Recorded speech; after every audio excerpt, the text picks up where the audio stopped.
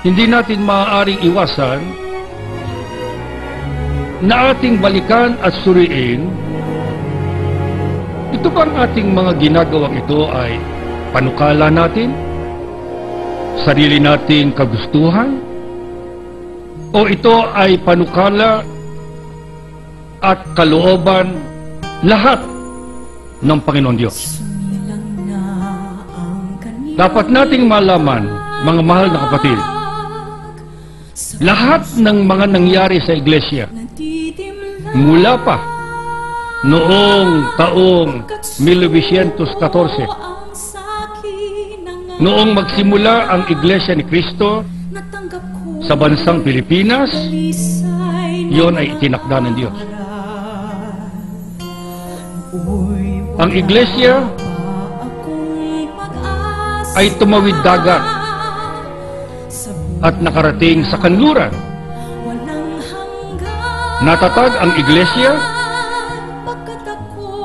sa Hawaii noong Hulyo 27, 1968. Yon ay itinakda rin ng Diyos. Pagkatapos ang Iglesia ay nakasapit sa Roma noong Hulyo 27 rin, subalit taong 1994. Pagkatapos Marso 31, 1996 ay nabalik ang Iglesia ni Cristo sa bansang Israel sa dako ng Jerusalem. Ito ang pagtatatag ng Gresya. Ika-10 ng Mayo taong 1997, yun man ay itinakda rin ng Panginoon Diyos. Sa makatwid, yung itinakda ng Diyos na dapat gampanan ng Iglesia na gawaing pagliligtas, ituloy ang gawaing pagliligtas na sinasabi sa Korintios 9:6 hanggang sa pinakamalayong dako, hanggang sa pinakamalayong dako, hanggang sa katapusan ng sanglibutan. Aabot tayo ron. Malapit na ngayon. Ano ang ibig sabihin niya? Yung itinakda ng Diyos na ating gawin ay natutupad sa Iglesia.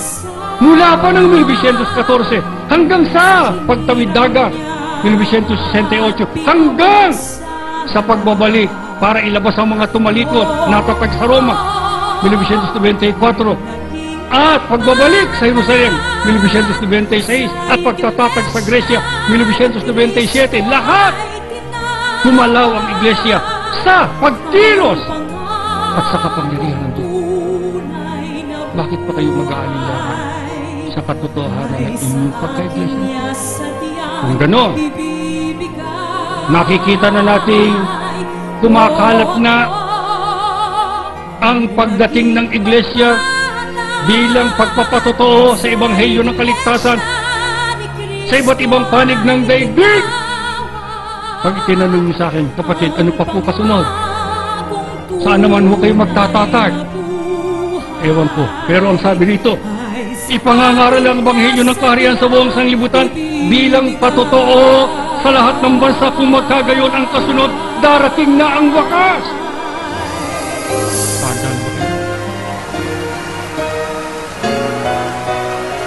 Kaya namin sinikap na makita kayo para matupad na ang isa pang itinakda ng Diyos. Pag nakita ng Diyos, ayos na. Hindi naman sinasabi ng Diyos na maaakit natin ang lahat ng bansa. Ang sabi rito, ipangangaral ang Ebanghelyo ng kaharian bilang patotoo.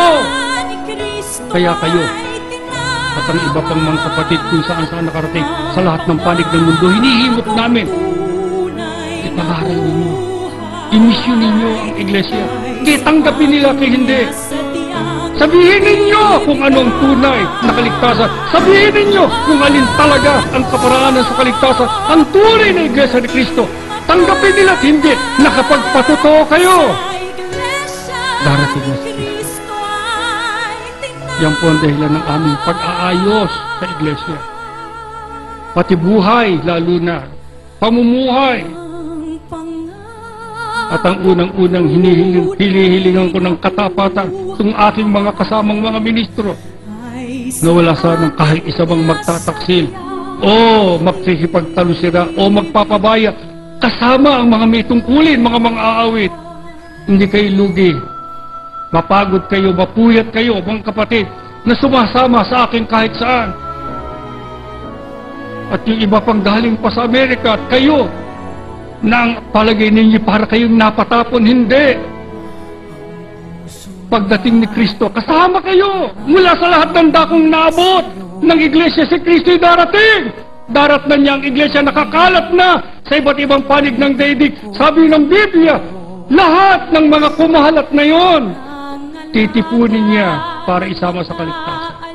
Huwag lang kayong maalis sa iglesia. Parisan ninyo ang unang iglesia, matatag sa pananampalataya, ang unang iglesia sa Tesalonica nung panahon ng mga apostol, matiisin sa kabila ng mga pag-uusig. Hindi sila nanghina. Malapit na araw ng pagliligtas, pag-iiwak kataba. Kung sasabihin niyo sa akin, kapatid, paano po? Minsan ho, sapi-sapi ng aking problema. Marami yung pagsubok na dumarating sa buhay ko. Mahina na po ang katawan ko. May problema ho ako sa aking pamilya, sa aking mga anak, sa asawa. Hindi ho sila iglesia. Ang pagpapali inilalaan sa mga sumasamba. Kaya masama hindi po sumasamba. Ano ka pagpapalain ng Diyos? Kaya kanina, alam na alam kong hindi siya naririto sapagkat gusto na niyang magpala sa masasabi, sa lalapit, sa dudulo. Kaparis ng sabi nito, Diyos ko, pakinggan mo ako. Saan man ako naroon, kahit ako'y nasa malayo, kahit narito na ako sa wakas ng lupa, hihingi ako sa iyo ng tulong. Pagka ako nang hihina, pakain mo ako, ilagay mo ako sa isang dakong matatag. Ilagay mo ako sa dako ng bato ng kaligtasan. Kaya hinihiling ko sa Diyos. Alam kong nakikinig siya. At kay Jesus, alam kong narito siya. Mas basan sana ng Diyos kayong lahat. Kung sakaling hindi tayo magkita dahil sa hindi na kayo makabalik sa atin. Kung sakaling hindi na ninyo makita ang ilan ninyong mahal sa buhay. Pero isa lang ho ang nasisiguro. Dahil kukunin ni Kristo kahit saan man naroon ang kanyang mga hinirang, tiyak na kasama kayo, tiyak na kasama ang lahat ng nasa iba't ibang panig ng daigdig. At doon, magkakasama-sama sa piling ng Diyos sa bayang banal. Para wag lang magkahiwalay magpakailanman. Kaya bago kayo umuwi, sabihin na ninyo sa Diyos ang lahat ng inyong karaingan ngayong narito siya. Apuhapin ninyo siya. Magmakaawa kayo sa Kanya. Hindi ko alam ang mga suliranin ninyo, pero ang alam ko ano man yan. Kaya po ng Diyos na lunasan.